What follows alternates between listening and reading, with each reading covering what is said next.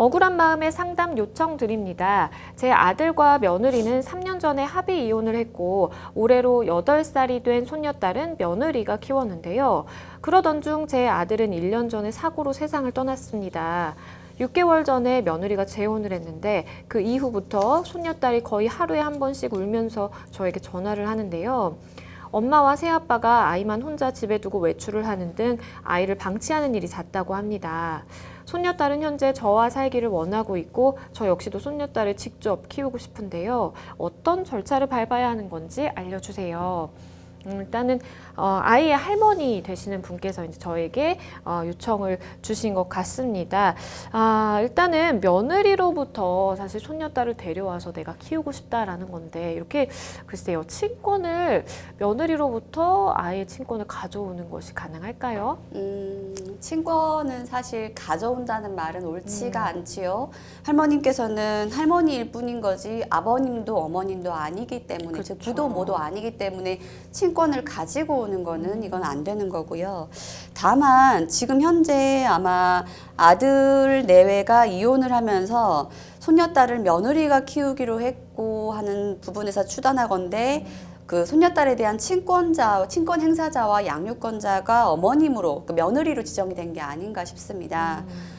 사안이 과연 이에 해당하는지는 변론으로 하고요. 따로 이야기하되 다만 상황이 좀 심각해지는 경우에 어떤 수단이 있는지를 한번 생각해 볼 수 있는데 네. 다시 말씀드리지만 친권을 가지고 오는 것은 안 되고요. 다만 친권을 가지고 있는 며느리, 즉 딸이 부적절한 친권 행사를 한 경우에 그 며느리의 친권은 상실되어야 한다라고 요구를 할 수가 있습니다. 뭐 예를 들면 친권 상실이라는 거는 친권을 가지고 있는 엄마가 친권을 남용한다거나 아니면은 현저한 비행을 저지른다거나 우리 자주 요즘 나오는 아동학대 범행을 저지른다거나 하는 등등의 도저히 친권을 행사할 수 없는 중대한 사유가 있다. 이런 경우에는 할머님이 친권을 상실시켜 주세요. 아니면 친권을 제한시켜 주세요라는 청구는 가능합니다.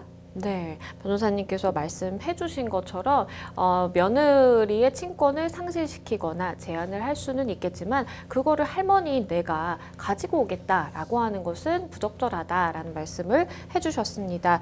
그러면 이런 며느리의 행위를 아동학대로 볼 수가 있을까요? 그게 가장 문제겠죠. 만약에 아동학대가 성립이 되면은 며느님은 친권을 상실당하거나 제한당하실 테니까요. 자, 그러면 아동학대에 해당할 수 있는지 한번 볼게요. 아동학대 총 4가지 분류 중에 사안에 보면은 손녀딸이 수시로 울면서 혼자 집에 두고 외출을 했어요. 부모님 외출을 했어요. 라고 해서 방치되는 상황이 좀 의심이 되고 있어서 아동학대 유형 4가지 중에서 방임에 해당하는 게 아닌지라는 네. 의심이 드는 것 같아요.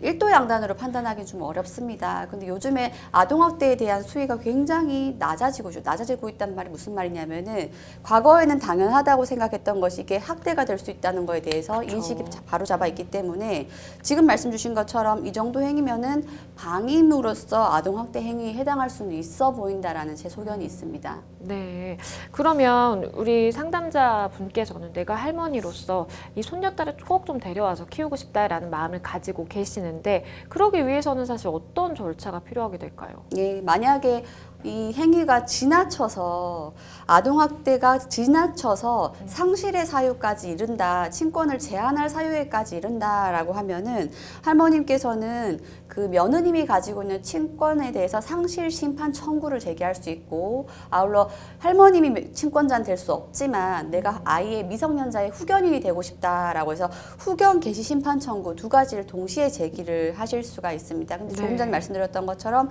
상실에 대해서는 굉장히 엄격한 사유를 부여하고 있기 때문에 수준을 부여하고 있기 때문에 아동학대 됐다라고 당연히 상실이다라고 보는 건 좀 어려울 수 있습니다. 마지막으로 그러면 우리 상담자분께 좀 조언 주신다면 어떤 게 있을까요?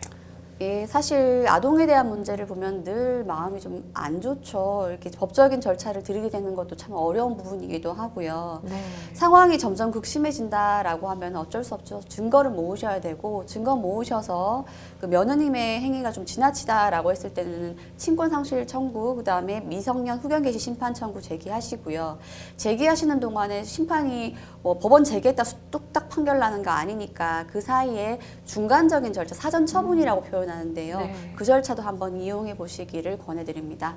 네, 변호사님께서 조언을 해주신 것처럼 이 아이의 엄마 되는 이 며느리의 친권을 상실시킴과 동시에 사실은 내가 이 아이의 후견인이 되어서 아이의 뭔가 보호자로서의 역할을 해볼 수 있는 그 방향을 좀 생각을 해보시면 어떨까라는 생각이 듭니다. 잘 해결이 되셨으면 좋겠습니다.